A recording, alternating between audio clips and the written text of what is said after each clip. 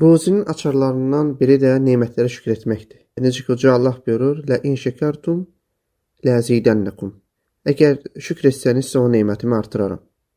Və İbn Qeym rəhməhullah da buyurur ki, şükür 3 cür olur: qəlblə, dillə, əzalarla. Yəni qəlblə təvəzzükarlıq, itaətlə, dillə həmin neməti tərif və yaxud da etiraf etməklə, əzalarla da itaət və boyun əyməklə.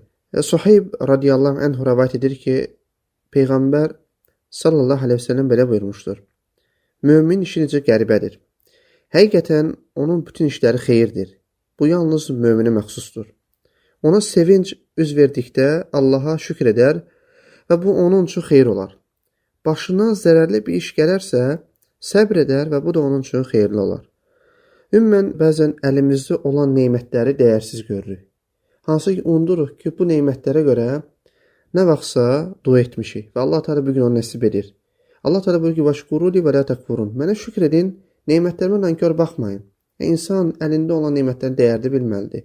Ona bir nemət gəlibsə, ona görə çoxlu şükür etməlidir ki, Allah Teala ona olan nemətlərini artırsın. Əgər əksi olarsa, Allah qorusun. Və həmçinin insan nemətlərə şükür edir və həmin o nemətlər onu Allah Teala itaətə yönəltməlidir. Yəni Allaha yaxınlaşdırmalıdır. Əgər o nemət ki, insanı Allaha yaxınlaşdırmır, əksinə Allaha itaətdən uzaqlaşdırır, onu günahlara, asiliklərə sürükləyirsə, bilsin ki, bu Allah tərəfindən ona görə bəladır.